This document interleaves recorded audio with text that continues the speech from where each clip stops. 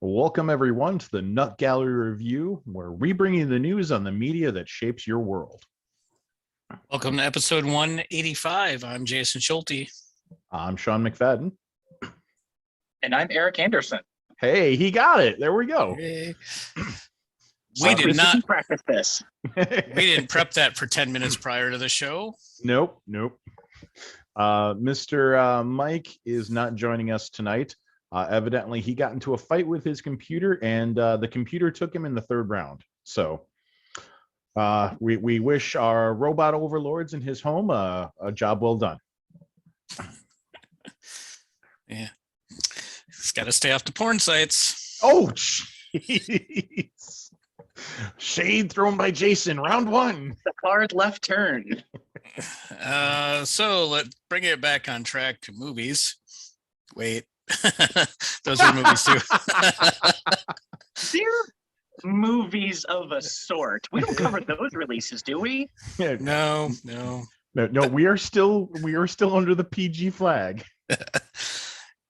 So Golden Globes put out its Best Picture nominations. And no comments from you there, Eric, because I know that one's an easy hoop shot.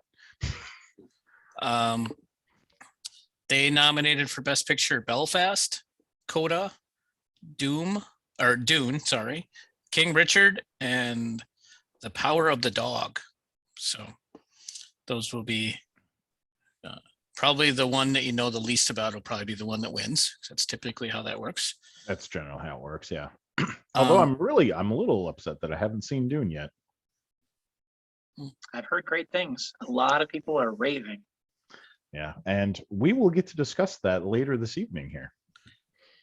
I also wanted I looked through the list of all of their nominations. The other category that I really liked was Best Animated. Encanto is in there. Flea, Luca, which my son thinks is the best animated film of all time. He's 11. It's good. It's good. I was surprised. My Sonny Maud and Raya the Last Dragon, which I know Raya was pretty good. Yeah, was also good. Better than expected. That's true. So that's absolutely true. So I just really like that category because almost any of them could win, and I would not feel too bad. So yeah, I'd be all right with that, actually. Normally that's probably the one race where I'm like, oh, I can't believe this blah blah blah won. But anyway, I'd be all right with any of those. That takes us right to Movie Classic, and it was Sean's pick. It was my pick. Wait, this was your pick, Sean? Oh, it's me. It's me, baby. So much better from you. We are recording this in the holiday season, and I had initially, I was going to do one of the classics of, the holiday season, Miracle like on Die 34th Street, but one that people have not heard of and that I have kind of rediscovered in the past years is Ernest Saves Christmas. And I know that when we say classic and then I spit out the words Ernest Saves Christmas, there are people right now recoiling from this podcast, and that's okay, because that's why we're here, to share our love of these things and to bring people in. I picked it for that reason, to essentially get you guys to discuss this with me. But I enjoyed Ernest when I was a much younger lad. And I thought Ernest was just about the funniest thing under the sun. And so when I saw this movie a few years ago, I was pretty sure that I was going to be like, get a chuckle every once in a while, but that was just going to be nostalgia giggles. I was wrong. I enjoyed it. And so that's what brought me to bring it up for kind of our Christmas movie to discuss, is Ernest Saves Christmas. And I can kind of spew on it for a little bit, but I'm curious what you guys thought of it. Why don't you tell us about the premise? Can you do that? It's an Ernest movie, so that one's a little tricky. The premise of the movie is that Santa has to pass down the powers of being Santa. That Santa is more or less a title that is passed on, and he has been at it for over 100 years. And he needs to pass it on because if he doesn't, the magic of Christmas is lost because it's in the passing that it grows stronger again. And so he has come to town to find the next Santa, which he has narrowed down to a former children's television show. And Ernest, more or less like usual, just gets caught in the middle of it with hijinks ensuing. That's probably about as good a synopsis as I can really give you. Satisfied, Jay? Fair. Sure. All right. Eric, would you like to go next or would you like me to go next? I will take a shot at this since I'm the new guy here. I actually never saw it back in the day. My parents were not a big fan of Ernest, so I did not get a chance to enjoy those movies when I was younger. So Ernest Saves Christmas, watching it was my first time seeing it. I have to say, as an adult watching the movie, the most believable part is watching Ernest drive a taxi cab in the Orlando area, having driven a vehicle in the Orlando area and Georgia, Atlanta, Florida area. Yeah, that's pretty much how they drive. Like, no joke. I'm totally buying it. But it was quite a goofy trip. I probably did not understand where like the concept of the Ace Ventura that came in the 90s probably took a lot of what happened from like the Ernest concept. Like that's where that evolved to, which was an interesting little thought in my head. Never would have put that together. That's actually a pretty good point. Yeah, because that was the 90s, right? I'm not remembering that incorrectly, right? No, you are absolutely correct. Ace Ventura was the 90s. Mm-hmm. So yeah, Jim Carrey probably took a lot of that inspiration from that. It was goofy. It was weird. It was only vaguely somewhat grounded in reality. And I'm just saying there were jet fighters chasing, Santa's sleigh at one point in the movie. And yeah, it was just wild and crazy. I will admit, 3/4 of the way through the movie, I'm like, this is silly. This is so not a classic. And by the time they wrapped it up, I'm like, all right, fine. If you want to call this a classic, I will relent and allow this to be called a classic. All right, Jay. You and I tend to be the ones that fight over these the most. What did you think? Well, I've picked some really not great classics in the past, and I usually take a lot of flack for that. And this outdoes them all as the worst possible classic ever proposed. What? Like, it's awful. It's almost unwatchable. Whoa! I would even, Whoa. There's people I don't like that I wouldn't make watch this. It's just terrible. Wow. I knew that you weren't going to like it. I didn't think you were going to hate it. It was terrible. Really? You didn't enjoy it at all? Maybe the only thing enjoyable about this is the actor who plays Santa. Yeah, he's good. I'm cool with him. Also, how can you not love him as Santa? He's just so pure about it that you can't help but love him.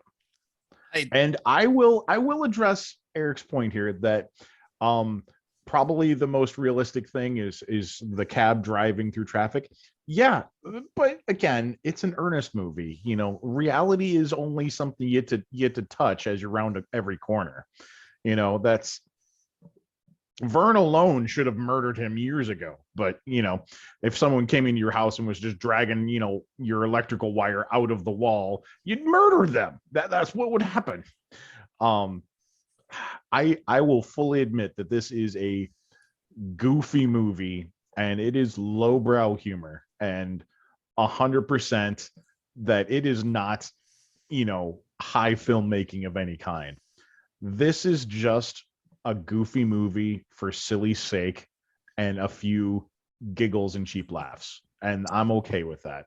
You know, the one thing I wanted to add is because I love playing games and I'm a gamer. You know, if all you had was an amazing ability in your bluff skill, that is what Ernest has. Is he just bluffs his way through everything and somehow manages to pull it off.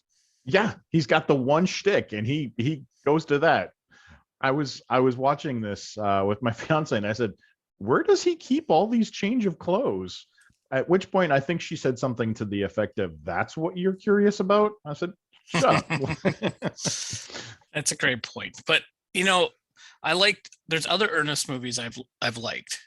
This is just not one of them. Okay, I can live with that. And I will tell you that back in the day, my very favorite movie when I was probably 12 years old was Ernest Goes to Camp.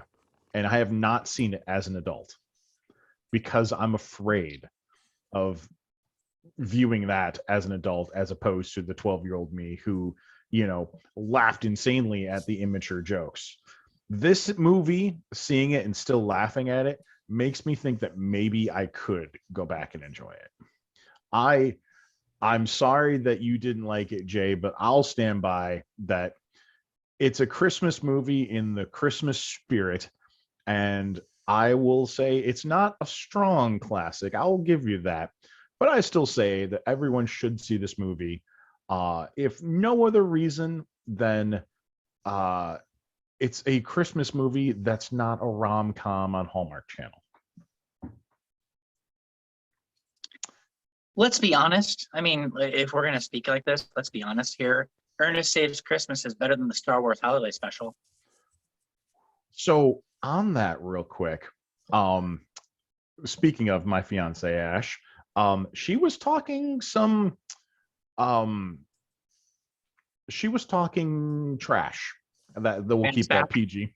And I was like, you know what? Okay, let's do this. So I turned on the Star Wars Holiday Special. It wasn't more than 10 minutes in, and she was tapping out, going, I'm sorry, I didn't mean it. So yeah, that's what you get. But that really doesn't make a great movie just because something is slightly better than the true. Star Wars Holiday That's true. Special. Jay, all right. So my final thoughts are it is just some physical and goofy comedy. There's nothing wrong with sitting down. There's nothing, that you'd be worried about the little ones watching in this. I say yes, it's a classic. I will admit that it is lowbrow and goofy, but that's who says it always has to be highbrow. You can just enjoy it because it's, a goofy movie and you're enjoying yourself. I haven't really commented on why I didn't like it. So a few of the things that are just terrible is anything to do with the sleigh. That scene went on for like 20 minutes and you're just like, it could have ended 18 minutes ago and we would have got the point of Ernest flying around in the sleigh. It didn't need to be half the movie. And I get the technology when this was made, that was the best they could do, but when that's the best you can do, you don't make it stretch out forever.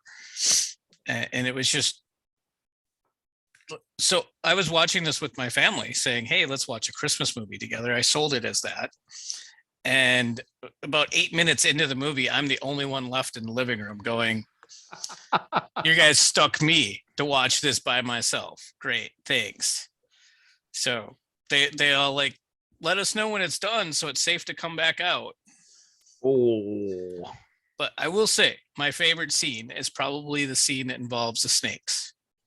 I found a slight amount of humor in that scene, just because the guy who plays Ernest, he's a great actor. Mm-hmm. He can be anybody at any point. So I will give him that. The world will miss him. Yes. And that scene just showed that he could convert himself into anything. And he pulls that off. And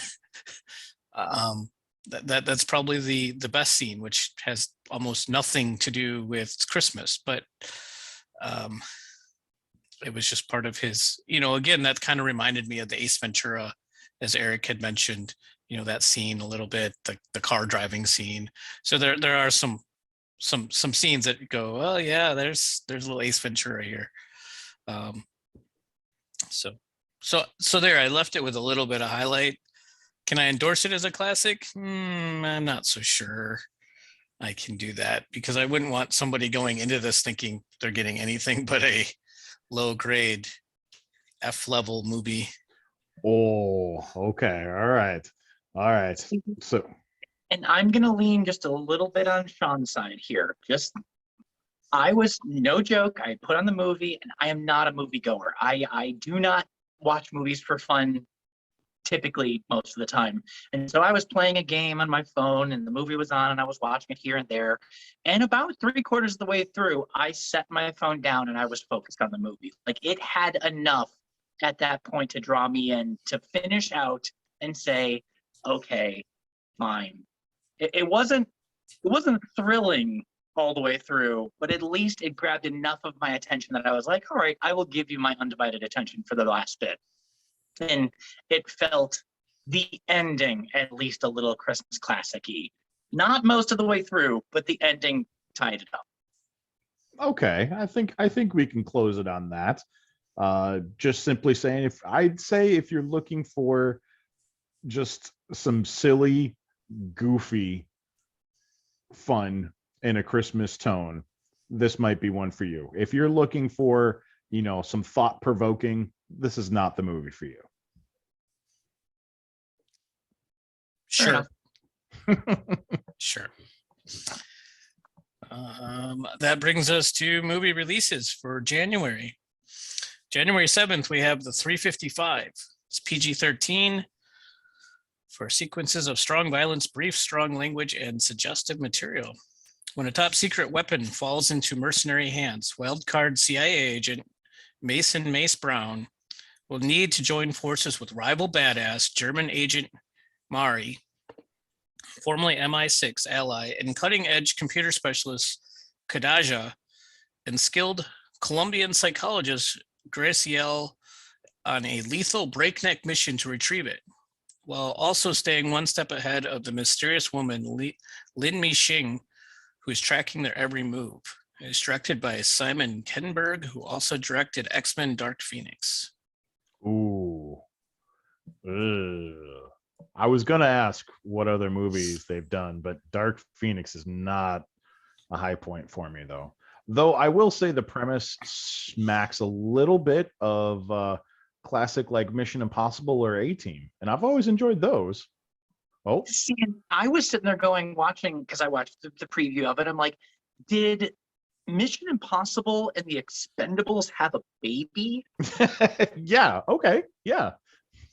So this is planned to be a franchise. So this is the first film to try to kick off an all female cast spy series. So Okay, can I just address that point real quick? Because I am all for movies trying to do like a continuation, a series, a universe, whatever.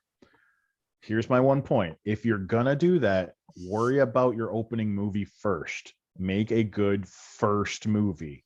Once you've got that in the bag and people enjoy that and like that, then think about maybe making a larger universe. Worry about your movie first. Don't pull The Mummy and try to pull everyone else.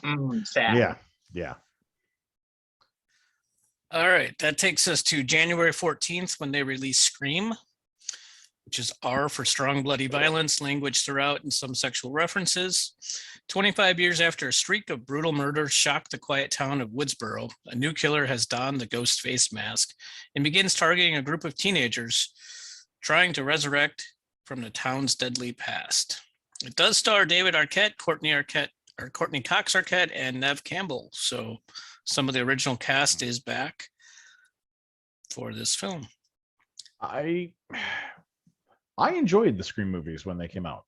I liked the fact that they kind of played around with your expectations a little bit and the tropes of the, the horror movie and the slasher series. I enjoyed all that. I enjoyed the movies, even though I am not a big horror fan.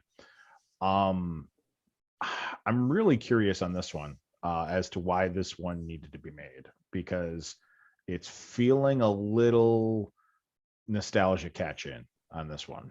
I think that they could have made a different movie or an entirely new cast in a new place and, inspired by or something, instead of calling it, Scream again. Well, that's my biggest complaint is, why do you make a new movie in the series 25 years later and give it the same title unless it's a reboot? And this isn't necessarily billed as a reboot. So I'm really confused by that title. Even just put like a tagline, like, Scream, a new beginning, or Scream, out of the closet. I don't care, but something to distinguish it. Ghostface returns. The return of Ghostface. There you go. Bam. Scream, it's the return of Ghostface. See, I mean, we're not paid the millions of dollars that these execs Scream. We like money. Hey, Jason, can I ask you, when you make your statement about something happening 25 years later and calling it the same movie name, you're not like subtly jabbing at Star Wars, are you? Just curious. No. Those were always different names, though. See, I'm teasing. I don't want to start a fight. I'm just. So hopefully these come out to be higher quality than 2010.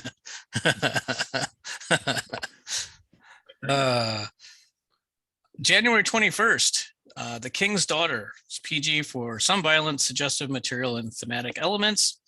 King Louis XIV's quest for immortality leads him to capture a mermaid's life force, but his immovable will is challenged when his long-hidden illegitimate daughter forms a bond with the magical creature.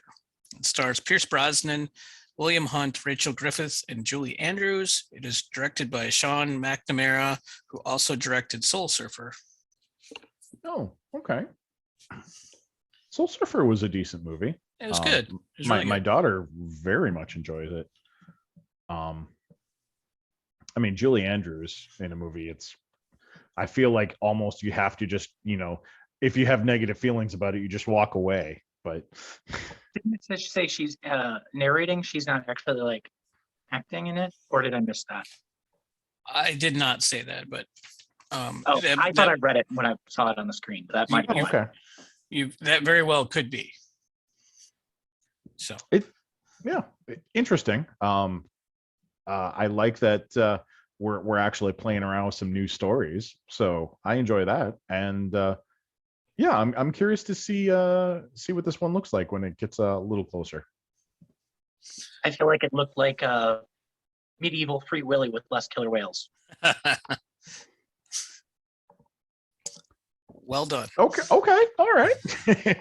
Sorry, I'm just the comic relief. I'm not the regular. I just want to say that. I'm just like, wait a minute. What is Free Willy if we took out the killer whales? Keep them coming. January 21st also has Cyrano coming out. It's PG-13 for some strong violence, thematic, and suggestive material in brief language. Reimagining the timeless tale of a heartbreaking love triangle. A man ahead of his time, Cyrano de Bergerac, played by Peter Dinklage, dazzles whether with ferocious wordplay or a verbal joust or with a brilliant swordplay in a duel. But convinced that his appearance renders him unworthy of the love of a devoted friend, the luminous Roxanne, Cyrano has yet to declare his feelings for her. And Roxanne has fallen in love at first sight with Christian. It stars Peter Dinklage and Kevin Harrelson Jr. Oh, Jay, we just lost your audio.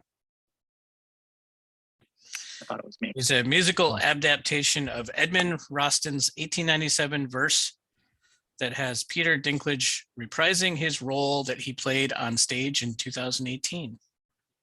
All right, so I'm of a couple of minds on this one. One, it does feel like, every couple of years we need to remake Cyrano de Bergerac again with varying degrees of success. But two, the chance to see Peter Dinklage playing this character and his ability with those sharp retorts, that makes me want to actually check this out. Because he's got that charisma, he's got that force of presence to really kind of embody the role. So my initial thought when I saw that they were redoing Cyrano was like, really, again? But Peter Dinklage carrying the role, all right, maybe. All right, you've got my attention. And to be honest, that was my first thought. Like, yeah, I could potentially get behind this. Also, January 21st is Redeeming Love. It is PG-13 for mature thematic content, sexual content, partial nudity, and strong violent content. Based on the best-selling novel by Francine Rivers, Redeeming Love is a powerful story of relentless love and perseverance as a young couple's relationship clashes with the harsh realities of the California gold rush of 1850. It is a life-changing story of power of unconditional and all-consuming love. This is my first one, I think, that I'm just a complete and total pass. This is meant for an audience that probably enjoyed that work or similar. It's not meant for me. Okay. January 28th, Morbius.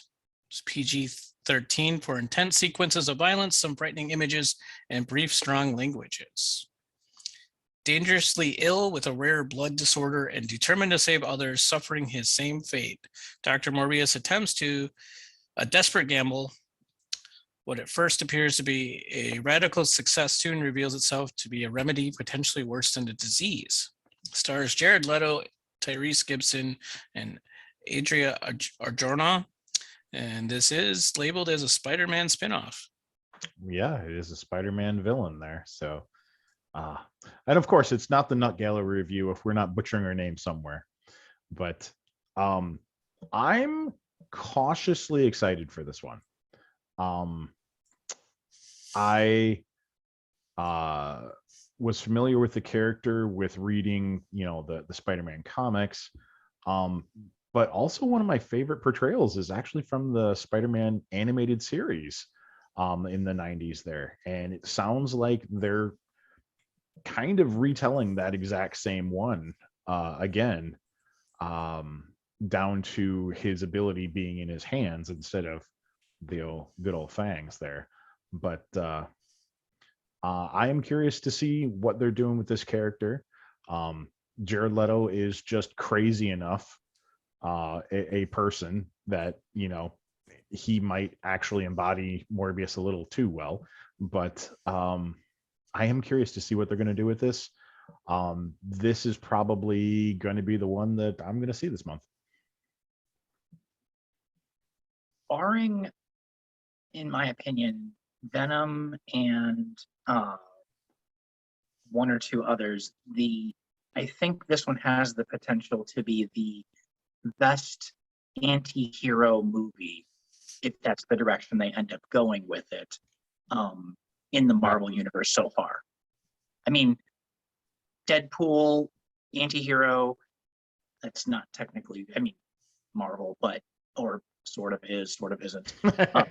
Venom sort of is, sort of isn't, but Venom had a bit more comedy to it. I feel like this one is going to be very intense and not so comedic and not so light, I guess. That's true. Morbius is not a comedy character. So I think you're right. This does have potential. I'm really curious in what direction they're going to go with the character itself. Whether it's going to be, basically the reluctant doctor who's sorry for doing everything, or if they're going to go, the more comic side of it, and that he just fully dives into it and embraces it. So we shall see. And I don't mean to belabor the point if this is going too far, but I'm actually a little cautiously excited to see this kind of new direction with Marvel kind of going towards with Morbius, with potentially whatever's going to happen with the Black Knight, which whatever's going to happen with new Blade. Like, it's all kind of leaning a little dark, a little questionable compared to previous movies and directions they've gone. They're going a little darker as opposed to like the bright shiny heroes against the stark darkness. Right. Yeah. My one concern with this, and maybe this will change, but if by the end of the first week of January, if they haven't ramped up the promotion for this, I'm going to be really, really concerned. Yeah, because it's not anywhere. Right.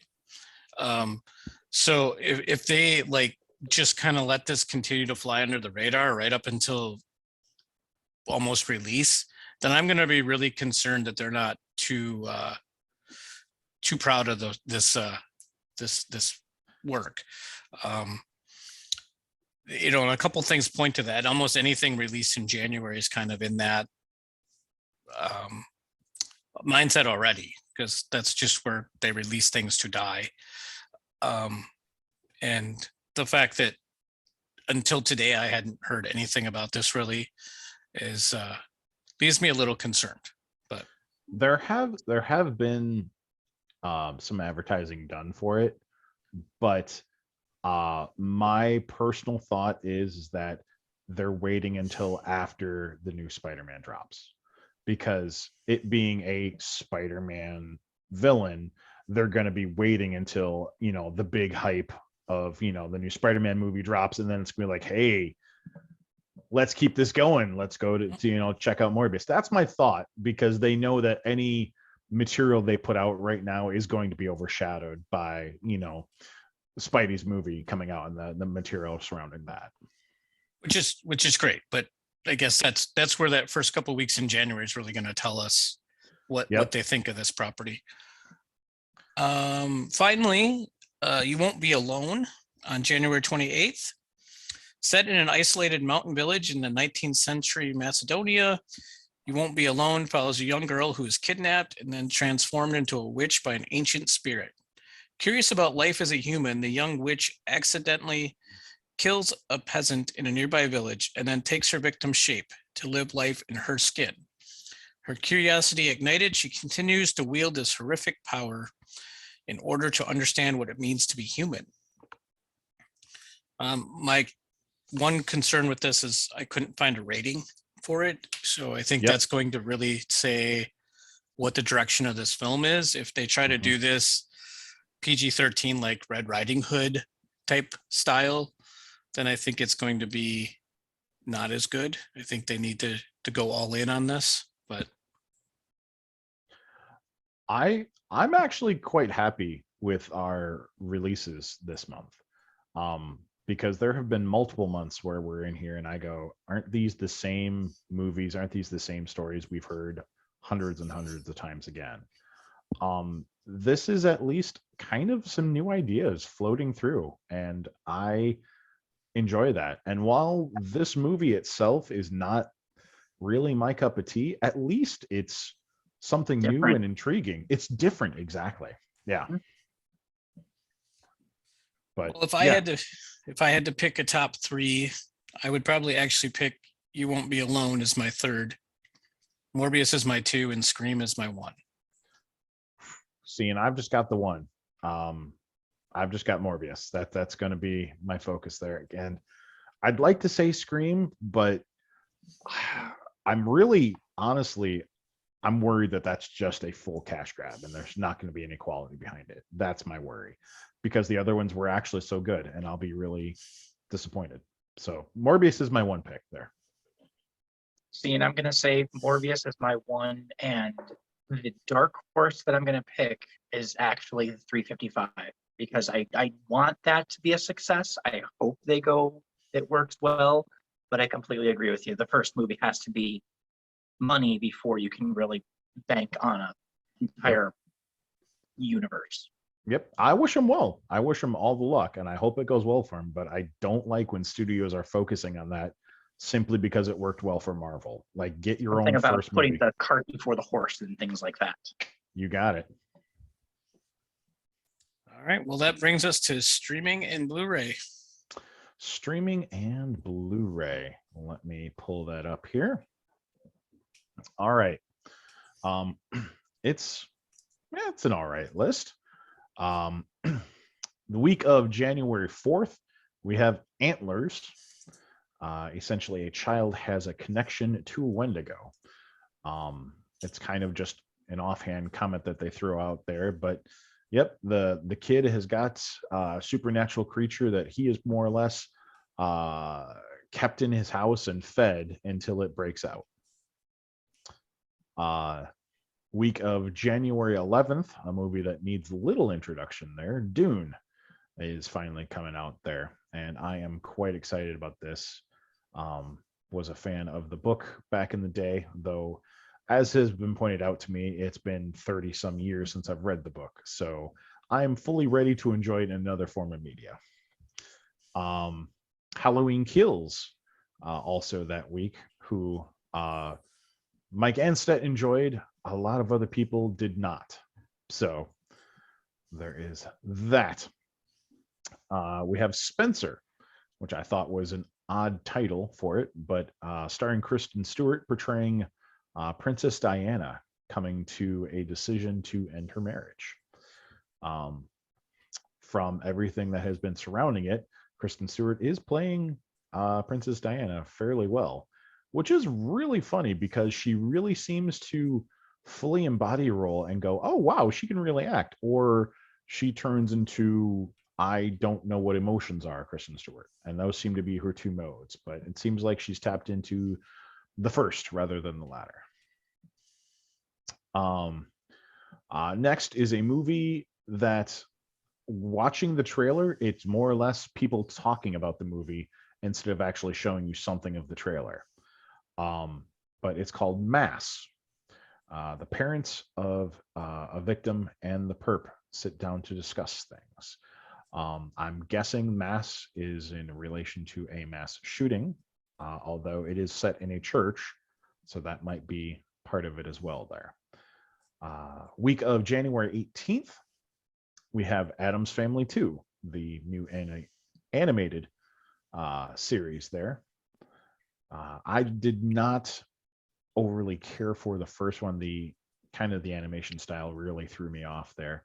Though my fiance quite enjoyed it and has watched it many times. So next we have one that I thought had already come out, Last Night in Soho. It's the one where the woman is having dreams of being in 1940s, like the lounge singer, and reality kind of starts blending into her dreams. Then we have Annie Live coming out. I don't think I need to tell everyone what Annie is. The Dry. It's the reopening of an old murder case. Coming back to his hometown and kind of reopening everything there because it looks like he's getting letters of someone saying that, hey, you need to re-examine things. To round it off, we've got the only movie scheduled to come out the week of the 25th is Moffie, which is a gay man in the 1980s in South Africa military, battling his own identity and the rampant racism in the area. And that is our movie releases. I did want to mention, because it's not on your list, Eternals is coming to Disney Plus on January 12th. I was wondering about that. What's that? I said I was wondering about that. I was like, I didn't know what streaming we were talking about, but I was like, maybe we don't discuss things like that, so I won't bring it up. No, those are... I did forget about that one. You are correct. So I think even though lots of people didn't have a lot of nice things to say about it, I still would like to catch it. So I'd say Eric saw it. I did. What were your thoughts? I thought it was fantastic. I completely disagree with the reviews.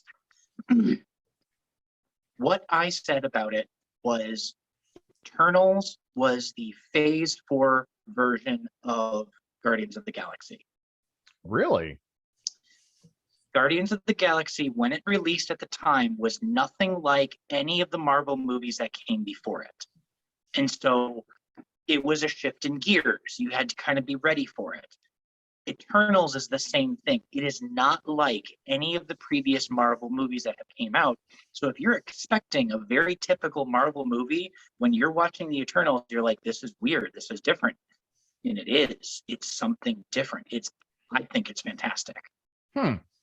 It's less about beating up a faceless army and more about competing minds and ideologies.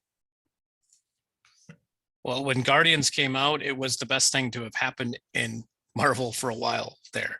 So, see, that's funny. I didn't enjoy it. Oh. Because I was expecting a typical Marvel movie, and it's not. That's right. Yeah. No, you are correct. It's Yeah. borderline straight sci-fi.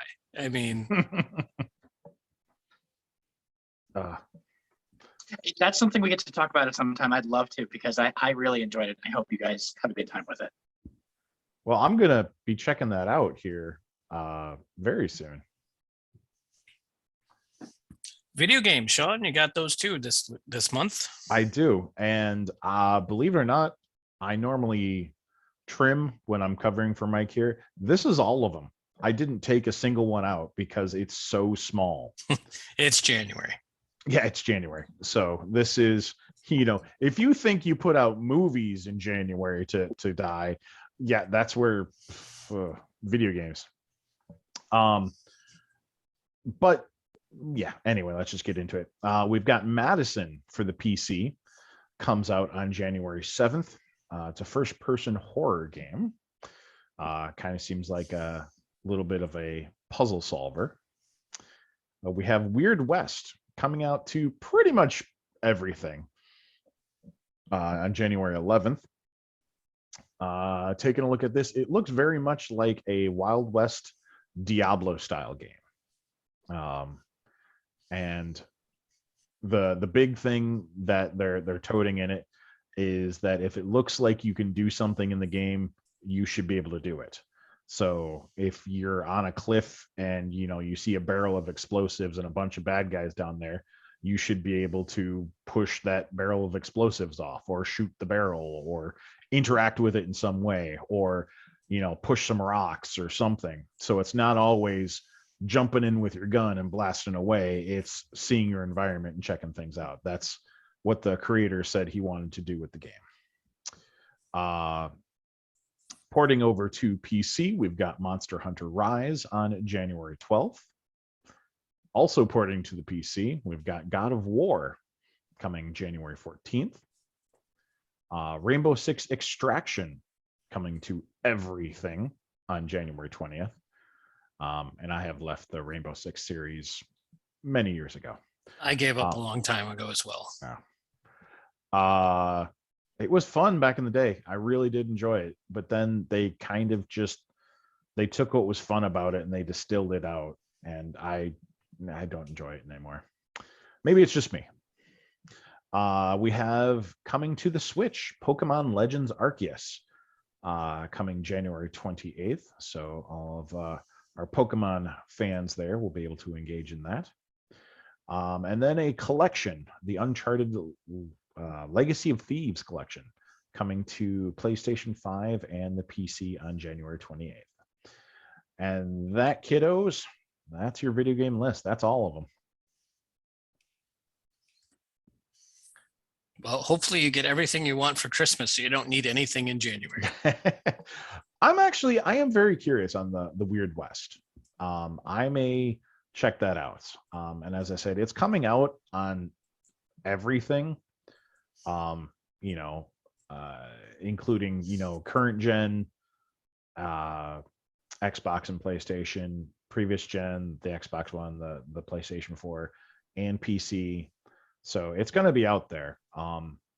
So you should be able to get some gameplay videos, check it out, see what you like about it before pulling the trigger.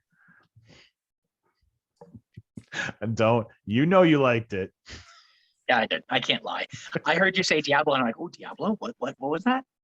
It has that same style look to it, and I think at least the creator, even if he doesn't say anything, it was a Diablo fan, because the first thing when I saw it, I'm like, oh, they took Diablo and gave him guns. Got it. All right. All right. Well, that brings us to what have we been up to lately? And I read Blue Exorcist Volume 17 in the last couple of days. Nice. So I've been reading through it before I will let myself watch the series. And then I also read Amari and the Night Brothers. It's a book that just came out. It's a young adult, but it feels a lot like Harry Potter, but it's Harry Potter meets Men in Black. So there's a secret supernatural society that exists, and magicians are bad, and it happens to you have to have drops in your eyes to be able to see the supernatural, but the supernatural has infiltrated our world way more than we know. Like grandma's probably a werewolf or something. So almost sounds a little Bridge to Terabithia or something. Yeah, it was really good, but you could tell that it was very much geared for almost a Harry Potter light feel to it, not quite as in depth. Gotcha. I've decided that so as Assassin's Creed, as you know, has like 80 games out, and slight exaggeration, but go on. I decided the Assassin's Creed universe. I decided to go back to the original Assassin's Creed and just like immerse myself into that game and really explore that game out, because I played it maybe a couple hours because it was free 1 month. Yeah. And I have 4 or 5 Assassin's Creed games that I've played 4 or 5 hours each. And I'm like, I've never really just dove into this universe and really got to know what it is and really explore it out. And I'm really finding that by doing that, I've appreciate the franchise more, and I can see why it became the franchise it is. I mean, it's one of the marquee franchises out right now. Yeah. So I've 2 and 4 were my favorites. Yeah, I'm not saying there aren't better ones than the first one, but I just wanted to start there because that's kind of who I am. You start at the beginning. No, and you have to start at the beginning of the story. I get you. Absolutely. So that's where I'm at with video games. It's been kind of my thing as of late, is just diving into that game and just like back in the old days, Sean, when I used to play Grand Theft Auto until I completed everything. That's kind of where I'm at with this one. Like I want to just get to that point. Oh no. All right. As far as myself, for reading, I am still reading the Twilight Imperium book there, and that is, it's really, I like the interplay and kind of the, it's less about, action and things exploding as it is about just intrigue and, is this person really doing what they're saying, or is this person full of BS and they're just doing this, to have the power that they're wielding. Really enjoying that part of it. Also reading an old, at this point, 2012 series of comics there with, was when Black Widow was guest starring in Captain America. So I'm reading the Captain America Black Widow series there. Enjoying that there. And kind of just the the fun kind of clash of ideologies that those two characters have, and their views on the world and everything. As far as games there, I am enjoying Evil Genius 2, really getting into that there and kind of gritting my teeth into that, as opposed to, I believe last podcast I had just started it. Also still enjoying the StarCraft 2, rocking out there. And I have watched more Christmas movies recently than is probably good for a human brain. Okay, Eric, go ahead. Well, I haven't been actually reading much. Like I normally read fantasy or sci-fi, but I decided a month ago when I came up by you, I picked up the book called Immune. It's by Philip Detmer, the creator author of the YouTube series called Kurskasa. It's in a nutshell how to simplify different concepts. And he does a really great job of talking about and kind of not dumbing down, but simplifying it enough that a normal person can understand how the immune system works, which, you know, based on what's happening in the world is kind of important right now.